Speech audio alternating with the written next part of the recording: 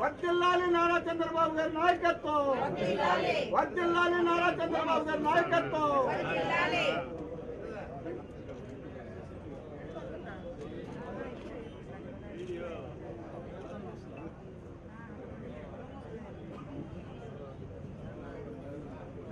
Sir sir sir sir sir ఒకసారి చూడండి sir.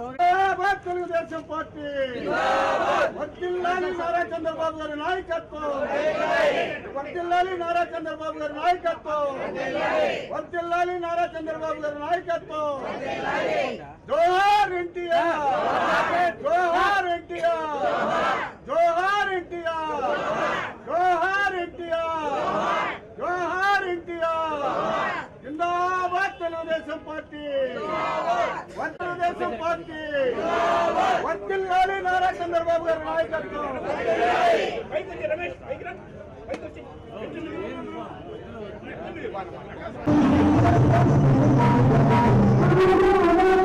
వారసుడిగా ఒక బాలకృష్ణ గారి అండదండలు ఈ పార్టీకి ఎప్పుడు ఉంటాయని రెడ్డి గారికి ఇప్పుడు విజయనగర తెలుగుదేశం పార్టీ అధ్యక్షులు ఆవిడ మధు గారి మాట్లాడుతున్నారు.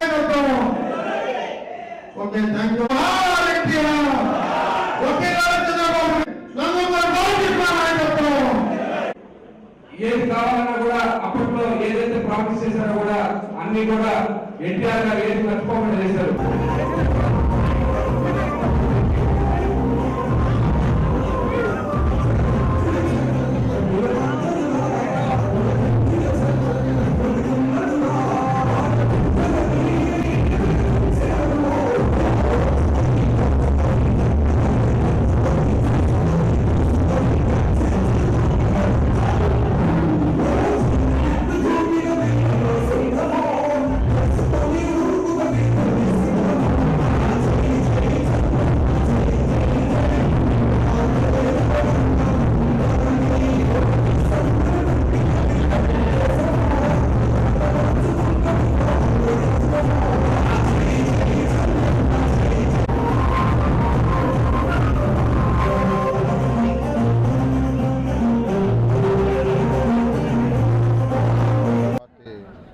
ఆవిర్భావ దినోత్సవం రాష్ట్రం మొత్తం ఎంతో కోలాహలంగా తెలుగుదేశం కార్యకర్తలు ప్రతి కాన్స్టిట్యున్సీలో, ప్రతి మండలంలో, ప్రతి విలేజ్లో, ప్రతి వార్డులో చేసుకుంటున్నారు. ఎందుకంటే స్వర్గీయ ఎన్టీ రామారావు గారు స్థాపించిన పార్టీ.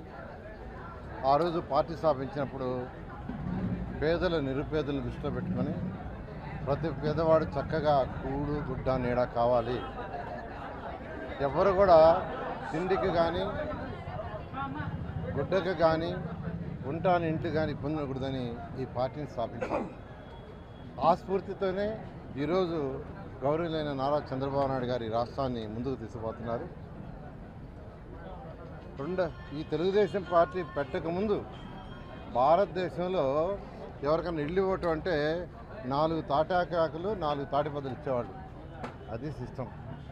అలాంటిది స్వర్గీయ ఎన్టీ రామారావు గారు పార్టీ పెట్టంగానే ప్రతి పేదవాడి యొక్క సంక్షేమాన్ని దృష్టిలో పెట్టుకొని ఆ రోజు ఇవ్వటం, ఆ స్ఫూర్తిని ఈరోజు గౌరవనైన నారా చంద్రబాబు నాయుడు గారు ఈరోజు చేస్తున్నారు.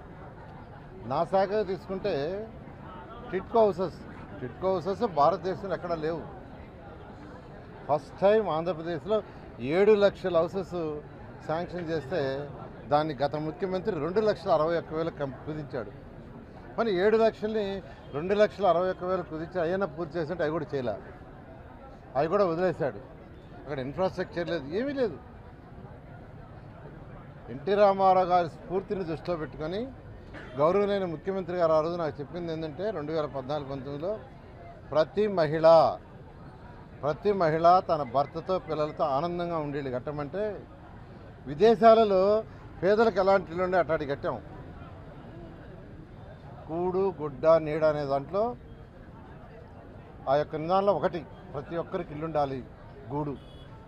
ఆ స్ఫూర్తితో కడితే నాశనం చేశారు. అయినా మళ్ళా ప్రభుత్వం రావటం, ఎన్డీఏ ప్రభుత్వం ఈరోజు ముఖ్యమంత్రి గారు మళ్ళీ ఆదేశించారు. ఆ డైరెక్షన్లో యాక్చువల్గా ఆ టిట్కోస్ అన్నింటినీ పూర్తి చేయడానికి అడుగులేస్తున్నాం. అయితే ఖజానా ఖాళీ, 10 లక్షల కోట్ల అప్పు. ఎక్కడి నుంచైనా అప్పు తేవాలని రాష్ట్రానికి అప్పు ఇవ్వటంలా. ఎందుకంటే మన ఇంటికి ఎట్టయితే ఒక అప్పు తీసుకోవాలంటే లిమిట్ ఉంటుందో ఈ రాష్ట్రానికి ఉండే లిమిట్ అంతా అయిపోయింది. ఎఫ్ఆర్బిఎం లిమిట్ అయిపోయింది. అయినప్పటికీ ముఖ్యమంత్రి గారు ప్రతి ఒక్కరికి సొంత ఇల్లు ఉండాలి, చక్కటి ఇల్లు ఉండాలని చేశారు.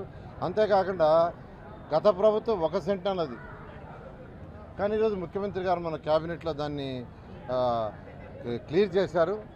అర్బన్ ఏరియాలో 2 సెంట్లు, రూరల్ ఏరియాలో 3 సెంట్లు. అది గొప్ప విషయం, చిన్న విషయం కాదు. ఇవన్నీ కూడా ఎన్టీ రామారావు గారి స్ఫూర్తిని కంటిన్యూ చేస్తుంది. ఏ ఉద్దేశంతో స్వర్గీయ ఎన్టీ రామారావు గారు పార్టీని పెట్టారో చేస్తున్నారు. అదేవిధంగా అసలు పెన్షన్ స్టార్ట్ చేసింది ఎన్టీ రామారావు గారు.